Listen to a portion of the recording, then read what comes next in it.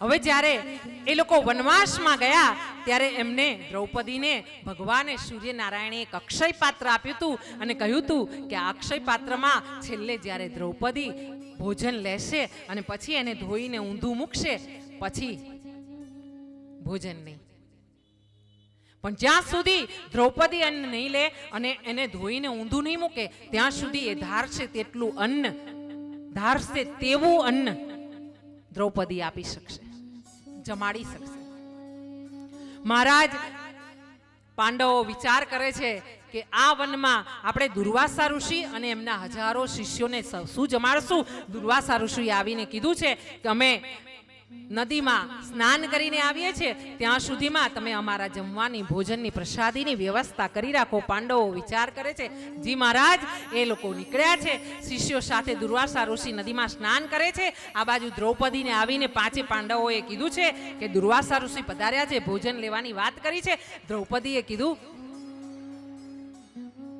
શું થશે, આજે જરૂર દુર્વાસા ઋષિનો શ્રાપ મળશે. દ્રૌપદી ગભરાયા છે. પાંડવો વિચાર કરી રહ્યા છે ને એવા સમયે જ દ્રૌપદીએ ગોવિંદને યાદ કર્યા છે.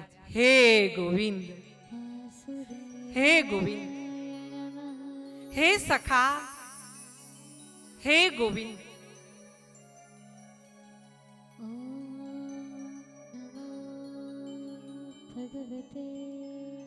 અને મહારાજ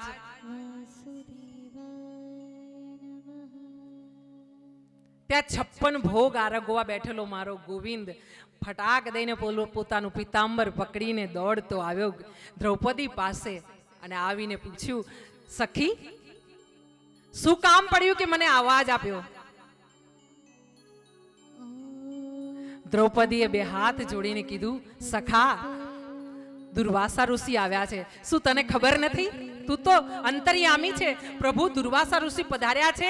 એમના 1000 શિષ્યો સાથે ભોજન પ્રસાદની વ્યવસ્થા ક્યાંથી કરું? તારા સિવાય કોણ ઉગારશે? તારો આધાર.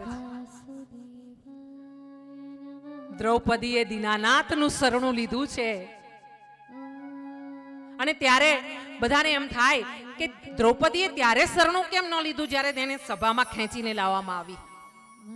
હા, વિચાર આવે ને આપણાને.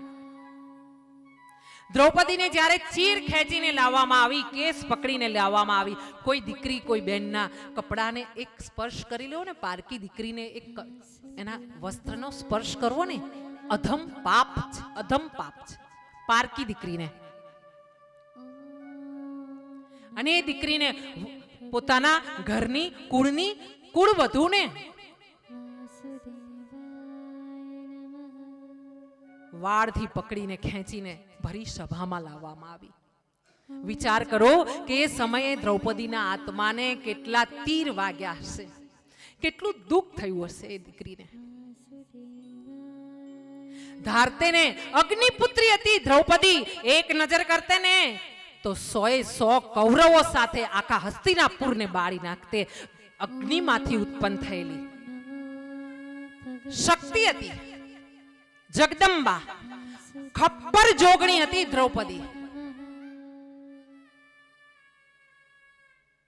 પણ એણે વિચાર કર્યો કે મારી લાજ બચાવવાનો, મારો નિર્વાહ કરવાનો, મને જીવડાવવાનો બધો અધિકાર મારા પતિ ઉપર છે. મારે તો 5 પતિઓ બેઠા છે, એક થી ઉપરના મારા પતિ. હા, ભીમસેન જેવો ગદાધર છે, અર્જુન જેવો બાણાવળી છે. હા, મારે શું ચિંતા? એણે પોતાના પતિઓનું માન રાખવા માટે પોતાના અગ્નિને બહાર ન કાઢ્યો.